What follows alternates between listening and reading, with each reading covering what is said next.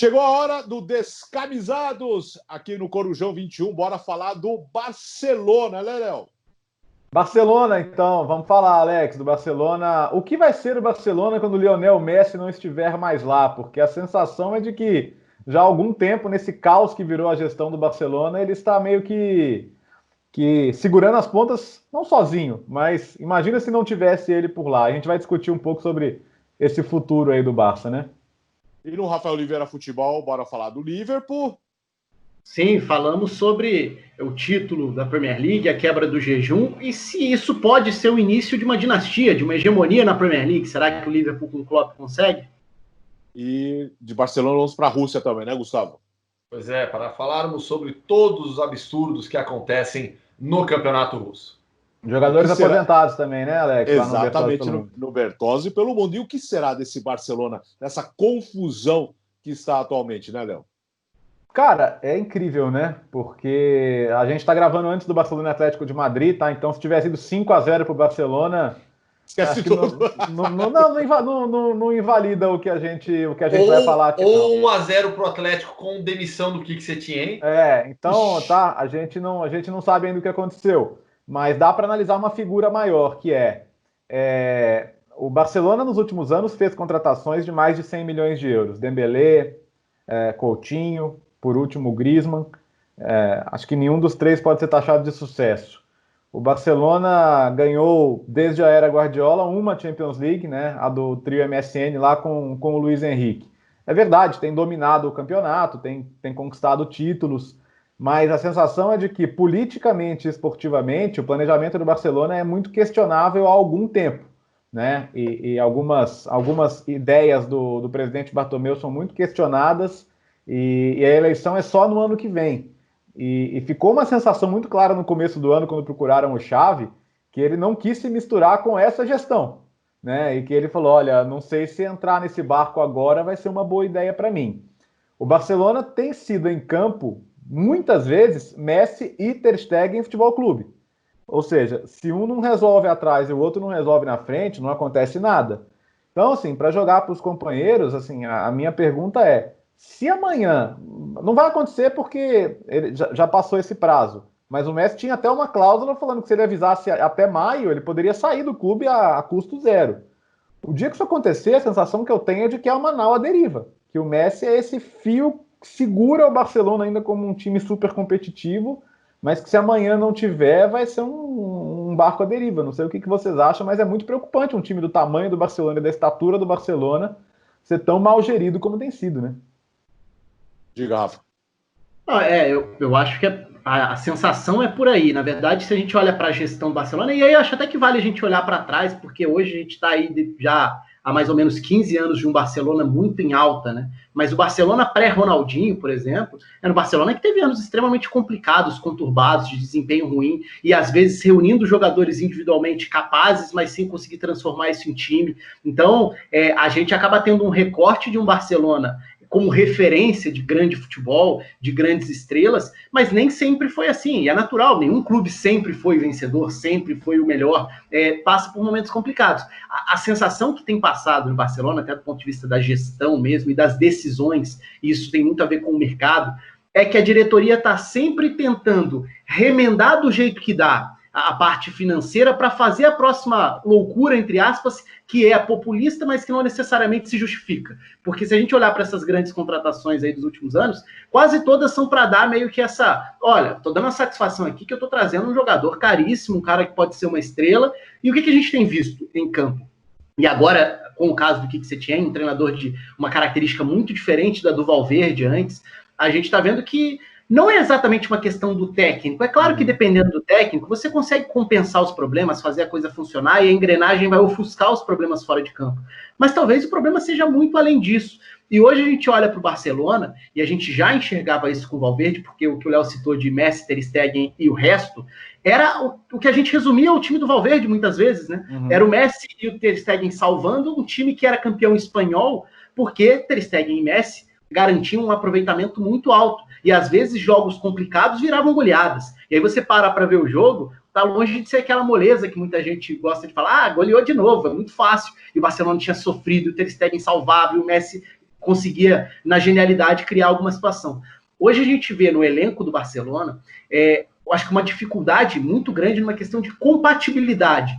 A gente enxerga vários ótimos jogadores, só que você enxerga algumas lacunas, alguns buracos que fazem essa engrenagem, ou não deixam essa engrenagem funcionar como deveria. E aí qual que é a consequência disso? Se o rendimento não é bom, você começa a queimar quem tinha capacidade para render. E você começa a olhar e falar, não foi bem, não presta, descarta, contrata outro, desiste dos jogadores. A própria desistência do Arthur, por exemplo, eu acho que serve como um exemplo, uma reflexão sobre isso. O Coutinho, bem, vale questionar o jogador, vale, claro, o jogador sempre tem a parcela dele também, se vai render ou não. Mas eu acho que hoje a gente vê uma dificuldade para o jogador chegar e se encaixar no Barcelona, que gera essa reflexão. O Griezmann é um jogador que vai preencher exatamente as lacunas que o Barcelona tinha, ele vai funcionar bem com Messi e Suárez, vai ficar faltando alguma coisa. De Jong, Busquets, Arthur, Pjanic, não são jogadores de uma mesma faixa de campo, mais ou menos? Será que não falta um outro perfil? Então, acho que são algumas discussões possíveis quando a gente fala em gestão e de elenco do Barcelona. Eu entendo que diversos escândalos fora de campo afetaram demais o DNA do clube até. Então, para mim, o Barcelona, acima de tudo, precisa recuperar a sua cultura, o seu DNA. O Barcelona se tornou, nesses últimos anos, olhando para o mercado e também para a contratação de treinadores, um clube normal. O que eu quero dizer com um clube normal? Um clube milionário, com uma capacidade extraordinária financeira, de investimento, mas que passou a contratar porque esse jogador é um destaque aqui, porque esse jogador custa 100 milhões, porque esse técnico é famoso aqui, e não pela própria cultura, e não pela própria identificação. Por isso que hoje é tão dependente do Lionel Messi. Por isso que o Bertozzi disse que o Messi está segurando o fiozinho do Barcelona. Porque hoje não é um clube bem estruturado esportivamente, é um clube que depende em campo do Messi. É um clube que depende hoje do melhor jogador do mundo. Então a impressão que eu tenho é que o Barcelona, nesses últimos anos, repito, muito por conta de problemas fora do campo, perdeu um pouco da sua cultura, perdeu um pouco da sua ideia de futebol. Você pega o Ernesto Valverde e outros treinadores, qual é a ligação, qual é o vínculo desses profissionais com a cultura barcelonista, com a ideia de jogo cultivada e criada no Barcelona? Pouca ou nenhuma. Com o que você tinha agora, que a gente imaginou por ter uma ideia parecida de jogo que poderia dar certo, as tensões explodiram na relação comissão técnica, jogadores, diretoria, que já era ruim, continua ruim. Então, assim, me parece um clube um pouco perdido na busca do seu futebol, do futebol que nós queremos. Eu sempre falo muito sobre isso, em relação à filosofia. Todo mundo quer ganhar, mas como você quer ganhar? Me parece que o Barcelona quer ganhar a qualquer custo, como tantos outros clubes pelo mundo, e não mais pela forma Barcelona de se jogar e ver o futebol. Cito o exemplo desta temporada do Bayern. Bayern tinha se tornado um clube comum com o Niko Kovac. Comum. Mas a diretoria percebeu isso, uma diretoria que tem uma identidade muito grande, uma ligação muito grande com o DNA do clube, e com o Hansi Flick recuperou o DNA do Bayern, de imposição, de não vencer de qualquer modo, de vencer sendo o melhor time, de se impor sempre. Então eu acho que é um exemplo. Não necessariamente que o Barcelona tem que seguir, porque eu acho que os problemas do Barcelona são bem maiores. No Bayern você mudou um técnico, muito mais simples. Mas eu acho que passa um pouco por toda essa cultura e filosofia de clube. Aí trocando a diretoria, bom, quando trocar a diretoria, quem vocês acham que pode ser esse técnico? Quem é esse cara? É o Xavi? Ou chegou a hora de repensar também essa história do Barcelona, essa relação do Barcelona, do técnico com o Barcelona? Eu acho que o Xavi é um grande escudo, inegavelmente, né? O Xavi ele é um símbolo do Barcelona, tanto quanto era o Pep Guardiola. E hoje ele é meio visto como um salvador. Ô, bela camisa, hein, Alex? Você tem uma, né? Eu tenho igual dessa aí, mas não tenho com o nome do Xavi, não. A minha é pijamão. Olha lá, Mundial de Gustavo, Clubes, então. Mundial de Clubes 2009, olha lá. Emirados Árabes, aliás, um que o Barcelona quase perde, né? Empata aqui, com o né? Estudiantes no finalzinho e ganha na prorrogação. Tá ali, ó, Abu Dhabi. Mas então, eu acho que o Xavi ele é muito inteligente para queimar o cartucho com o time nessa zona que está. Então, eu não sei se nesse momento, com uma diretoria que é tão contestada um ano antes da eleição, ele vai aceitar ser, vamos dizer, como eles falam, um ruguete, né? Um brinquedinho eleitoral. Não sei, acho que ele tem a segurança de que o momento dele vai chegar e ele tem uma longa carreira de técnico pela frente e ele não precisa se jogar. Se ele achasse que ele precisava se jogar, ele teria se jogado lá em janeiro, Sim. Quando ele foi procurado e ele teve a oportunidade. Agora, é mais do que isso, né? E talvez o técnico que chegar, ele vai ter que ser um cara com tamanho para fazer o que o Guardiola fez lá atrás e falou, cara, aqui tem uma estrutura viciada, tem caras acomodados, tem caras que estão envelhecendo e que não me servem mais. E não interessa se é Eto'o, se é Ronaldinho, se é Deco, essa estrutura está superada. Eu quero uma outra estrutura aqui, eu quero dar outro espaço para outros jogadores, quero outro perfil. Mas aí entra muito no que o Rafa falou. O Barcelona tem uma ideia clara de elenco ou simplesmente vai contratando jogadores e colocando ali e você que se vire? O Barcelona tem hoje uma ideia de que futebol ele quer jogar? Porque, assim, Busquets, De Jong e Pjanic, os três, sendo que você já contratou o De Jong pensando num cenário ali para o futuro, ou era uma coisa de eu só preciso equilibrar minhas contas aqui, então eu vi a chance de fazer um negócio com a Juventus e vou trazer o jogador, mas é mais um jogador de 30 e poucos anos, de 30 e poucos anos, então a sensação de falta de projeto é muito clara. Um outro ponto que eu quero colocar, e aí a gente tem que discutir o Messi, não só o Messi craque, mas é o Messi influente. O Messi que não olha na cara do auxiliar, mas também o Messi que nos bastidores, 10 anos atrás, correu com o Ibrahimovic de lá e hoje quer a qualquer custo que o clube traga o Neymar de volta. Sim. Então, o Messi hoje, e com a maturidade ele deixa isso mais claro, o Messi não é só um craque que é o líder em gols e assistências, é um gênio. O Messi também é um ator político no Barcelona. Então, quando a gente fala do que vai ser o Barcelona sem o Messi, também o Barcelona sem o Messi é ator político. Porque hoje ele claramente é. Tem um recado aí quando o auxiliar vai no ouvido dele e ele dá as costas e vai embora. Não é à toa. Ele sabe que tem um recado ali. Ali tem muitos recados ultimamente, né? É isso que eu ia falar. É isso que eu ia falar. Porque eu também acho. Eu acho que o Messi, e isso obviamente não diminui em nada o tamanho, a genialidade, o cara que é, mas a gente acaba tendo no Messi a figura de um componente, de uma voz importante, muitas vezes silenciosa, muito, provavelmente até de propósito, mas sabendo a influência que ele tem nos bastidores.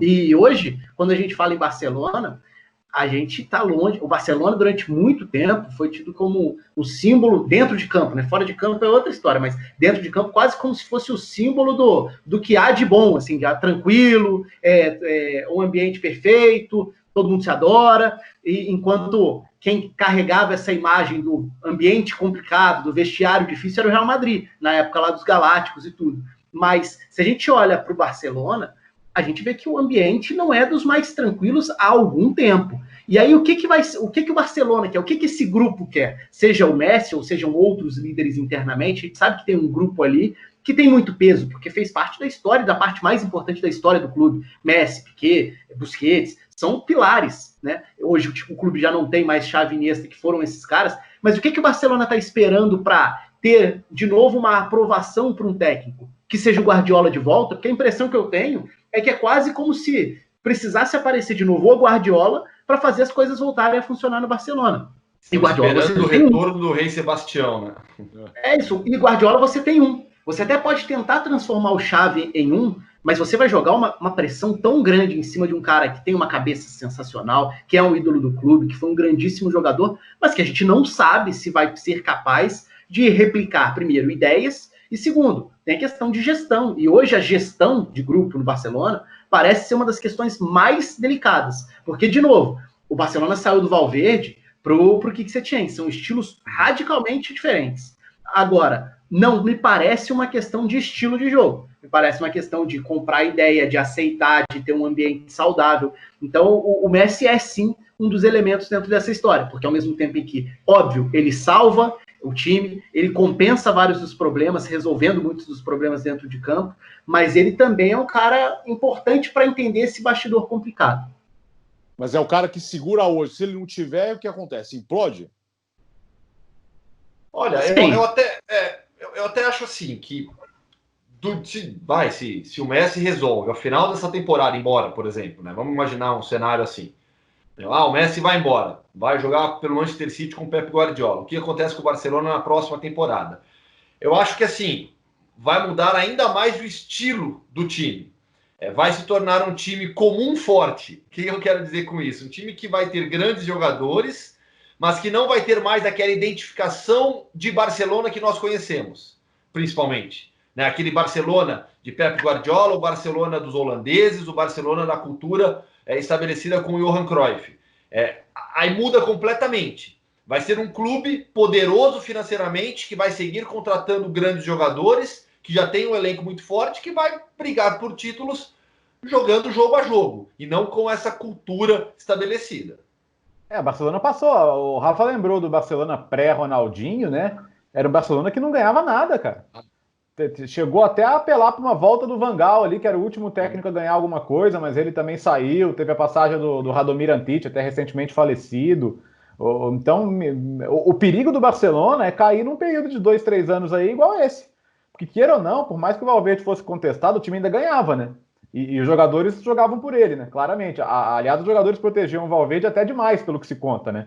E talvez essa lealdade a ele até pese hoje nessa relação ruim com o Quique Setien. Mas é bom lembrar esse período pré-Ronaldinho, porque assim, como não teve uma transição clara Ronaldinho-Messi, né?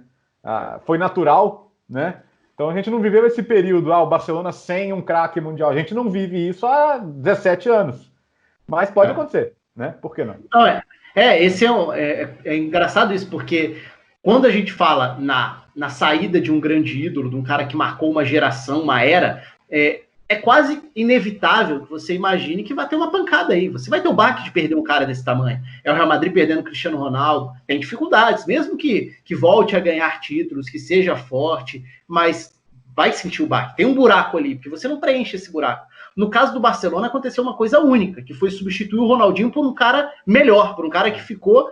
Você já tinha ali o melhor do mundo e substituiu por um dos maiores da história, colocando um cara que fica por 1 década e meia jogando em alto nível. Então, é muito único isso. Agora, é claro que quando esse momento chegar, a gente nessa balança, é óbvio que a capacidade individual, a genialidade do Messi vai pesar sempre muito. Você não abre mão do Messi porque quer. Não tem como você querer abrir mão do Messi. Pelo menos a gente ainda não chegou nesse momento de querer abrir mão do Messi. Mas ele vai obrigar o Barcelona a passar por uma reestruturação que geralmente os clubes, principalmente os vencedores, eles se acomodam e eles vão retardando esse processo. Vai deixa de lado, porque ainda tem um grupo aqui, ainda tem o Messi aqui, e o Barcelona vai precisar passar por isso quando esse dia chegar. Em alguns aspectos, acho que isso pode ser positivo, para acabar com alguns desses vícios, para você poder mudar, de repente, mais radicalmente a forma de encaixar algumas dessas peças subaproveitadas no time, porque você vai ter que partir. Hoje, você, para montar um Barcelona, você tem que montar, você já começa a montar com algumas peças definidas ali. E eu não estou questionando a titularidade do Messi, óbvio que não é esse o ponto, mas é discutindo que você precisa compensar certas funções por conta dos caras que já estão ali. Por exemplo, o Busquets. O Busquets é um jogador único na forma de jogar. Importante, histórico no Barcelona, sem dúvida nenhuma. Mas a forma do Barcelona sair jogando, iniciar a posse de bola, passando pelo Busquets como esse volante único à frente da defesa, ela impacta na maneira de você encaixar o Arthur, na maneira de você encaixar o De Jong, na maneira de você montar o meio-campo. Que tipo de meio-campista você precisa para completar isso ali? É esse o ponto que eu estou falando. Em algum momento o Barcelona vai precisar se reformular de uma forma um pouco mais radical. Só que provavelmente vai ser só quando o Messi se aposentar. Escuta, para vocês, o Messi é um cara mimado, Gustavo? Não acho que ele seja mimado. O que acontece é que nesses últimos anos ele passou a se posicionar de uma maneira mais forte, demandando muito mais e se tornando um ator político, como o Bertozzi já citou. Mimado, para mim, é outro tipo de perfil, é outro tipo de pessoa. Não vejo o Messi mimado. Vejo sim o Messi assumindo a postura de líder, não apenas o líder técnico, mas o líder motivacional, a pessoa que toma a frente do grupo, que bate de frente com quem for, e assumindo um papel também, assumindo um pouco a bronca do elenco com a diretoria. Então, mimado para mim, não. Eu acho que ele é muito mais consciente do poder que ele tem do que as pessoas imaginam. E aí, como ele exerce isso, vai mudando ao longo do tempo, mas ele é muito consciente do poder que ele tem. Ele sabe disso. Eu acho que mimado não é a palavra, porque ele não é aquele cara que vai fazer o corpo mole para fazer birra. Muito pelo contrário, ele está ali resolvendo semana sim, semana também, pelo Barcelona. Mas nessa questão de entender o tamanho que ele ganhou e como a voz dele tem peso, e ele não precisa gritar para isso, ele pode falar baixinho, que ele vai ser ouvido, ele vai ter influência, eu acho que esse é o ponto que o Léo citou, eu acho fundamental também. Ah, bonito, hein? Lojinha do Barcelona. Imagina cheia. Mas aí não vai ficar dessa cor, né? É. Problema. Lojinha do Barcelona, a caneca e essa aqui, ó. Essa jaqueta aqui. Nossa. Essa aqui. Essa é demais, né? Linda, linda, linda. Sensacional. Agora, o Messi, do jeito dele, vai mandando recados. Uma das... Não sei, um dos pedidos, o que ele queria tanto, não acontece. Vocês acham que pode acontecer, que é a volta do Neymar? Eu acho que no cenário atual é bem difícil. Bem difícil. Por conta dos valores. O Paris Saint-Germain não vai negociar o Neymar por pouco. O Barcelona hoje, me parece que também não vai fazer uma investida como o Paris Saint-Germain quer. Então eu não consigo ver um acordo entre os clubes. Pelo Neymar, amanhã ele chega em Barcelona. Mas eu acho que esse acordo entre os clubes não vai acontecer. O Neymar vai acabar cumprindo seu contrato até o final. Até porque muita gente fala da história da cláusula da FIFA, dos 3 anos de contrato, da FIFA estipular um valor, mas não é assim, eu bato na porta da FIFA, FIFA, eu quero voltar para o Barcelona, você pode estabelecer o valor? Tem casos famosos, caso Matusalém, por exemplo, né? Tem casos históricos, isso aí vira uma batalha judicial e às vezes o cara fica sem jogar um tempão, então eu não vejo por onde ele ir por esse caminho. Né? Então eu acho que ou tem um acordo ou não vai acontecer. E de fato o cenário econômico não é o mais favorável à negociação agora. Agora, é isso, né? O quanto o Messi vai ser compreensivo em relação a isso nos bastidores. Cara, o Barcelona tá com dificuldade em contratar o Lautaro, não é que tá com dificuldade em contratar o Neymar. A Inter já falou, Barcelona, a multa é 111 milhões, você pode depositar o dinheiro na conta que ele vai. Eu não vou te dar o jogador de presente. Então, acho que o mercado passa muito por aí. Essa ideia do dinheiro ilimitado, né, que às vezes o mundo tem em relação aos grandes clubes europeus, ela não existe, né? Ainda mais com questões de fair play. A gente vê o Barcelona fazendo manobras, né, legais, mas tentando driblar as dificuldades do ponto de vista da contabilidade mesmo, fazendo esse tipo de troca, entre aspas, né, com vendas, com negociações paralelas, Neto Silersen, Arthur Pjanic, como formas de tentar declarar a sua receita e empurrar o seu gasto, né? Então uma maneira, e isso na verdade acaba mostrando, ressaltando que a preocupação ela é muito maior com o lado da saúde financeira do que muita gente imagina. Então, se o clube está fazendo negociações que do ponto de vista técnico são questionáveis porque está colocando como prioridade o lado econômico, como é que você vai imaginar que de uma hora para outra, no meio de consequências ainda imprevisíveis do cenário mundial, depois de pandemia e tudo, qual vai ser o impacto disso dentro do mercado num curto, médio prazo? Você sair pagando 200, 250 milhões de euros no jogador, é difícil. E atenção às fake news, viu, Alex? Porque... Opa! É sempre importante. A UEFA não cancelou o fair play financeiro por causa da pandemia. Ela só vai mudar o período de avaliação para avaliar esse ano junto com a temporada que vem, para os clubes terem tempo de se organizar melhor. Mas não é que agora liberou geral. Isso não existe. Até porque no momento em que você tem uma batalha legal com o Manchester City, por exemplo, você não pode liberar geral por nenhuma situação. Então não é que vai liberar geral. Você vai dar um tempo maior para os times se organizarem.